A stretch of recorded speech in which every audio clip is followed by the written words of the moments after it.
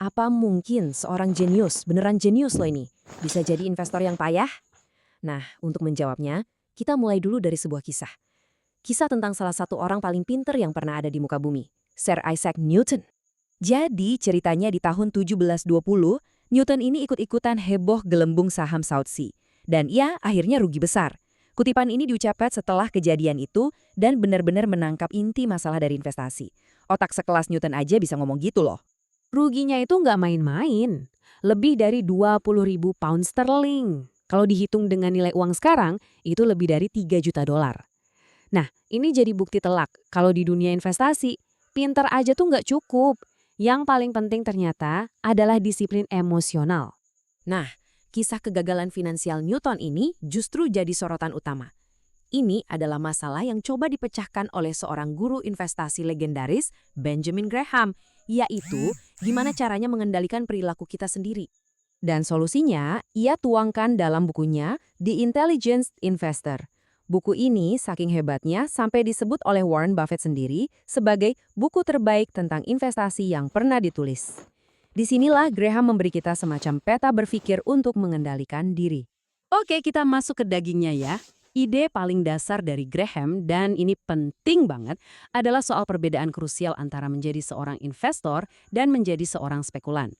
Menurut definisi Graham, sesuatu itu baru bisa disebut investasi kalau memenuhi dua syarat. Pertama, harus lewat analisis yang mendalam. Kedua, harus bisa menjamin modal awal kita aman dan ngasih imbal hasil yang cukup lah. Jadi intinya, investasi itu harus melindungi Anda dari kerugian besar. Nah, perbedaannya tuh jelas banget. Seorang investor, dia itu melihat dirinya sebagai pemilik sebagian kecil dari sebuah bisnis. Dia akan menganalisis nilainya, fundamentalnya. Sementara spekulan, dia nggak peduli sama bisnisnya. Dia cuma bertaruh pada angka yang naik turun di layar. Investor itu main catur, spekulan itu main lotre. Beda banget kan? Oke, setelah kita tahu bedanya investor dan spekulan, Graham bilang, ada langkah selanjutnya. Anda harus jujur sama diri sendiri dan putuskan Anda ini mau jadi investor cerdas tipe yang mana. Karena ternyata ada dua jenis. Jadi ada dua pilihan jalan. Pertama, jadi investor defensif. Tipe ini tujuannya simpel, cari aman, nggak mau pusing. Atau Anda tipe kedua, investor proaktif. Nah, yang ini lebih ambisius. Tujuannya cari untung di atas rata-rata. Dan jelas, dia siap kerja keras dan riset mendalam buat nemuin saham-saham murah.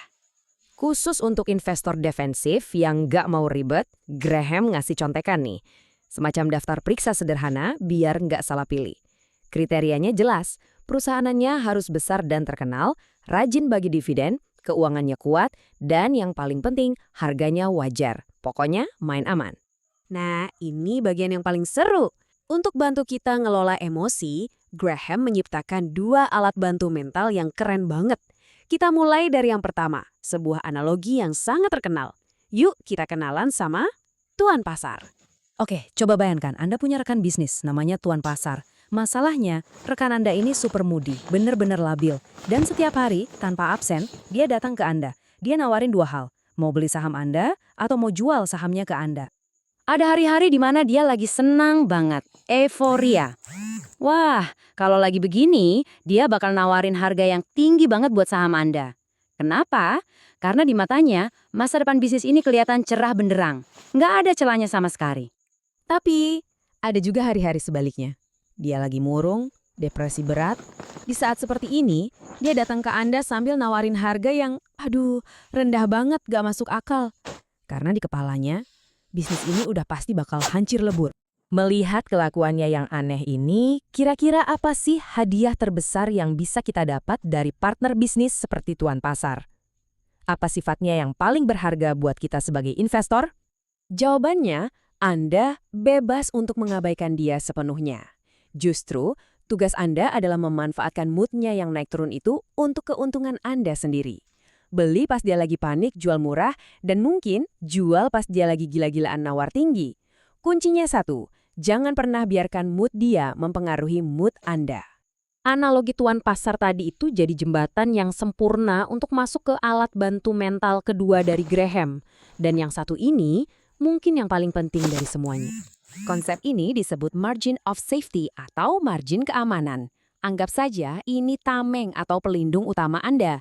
Gampangnya gini, margin keamanan itu adalah selisih antara nilai sebuah bisnis yang sebenarnya kita sebut nilai intrinsik dengan harga yang Anda bayar. Gimana cara membangunnya? Simple.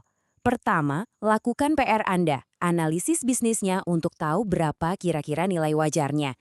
Kedua, sabar dan belilah saham itu di harga yang jauh di bawah nilai wajarnya. Nah, diskon inilah yang jadi bantal pengaman Anda. Intinya, beli saham itu jangan kayak beli parfum, tapi belilah seperti Anda belanja kebutuhan pokok. Selalu cari nilai terbaik untuk harga yang Anda bayar. Pada akhirnya, semua kembali ke kutipan dari Graham ini. Bahwa masalah terbesar seorang investor, bahkan musuh terbesarnya, itu ya dirinya sendiri. Semua kebijaksanaan Graham ini ngingetin kita satu hal penting.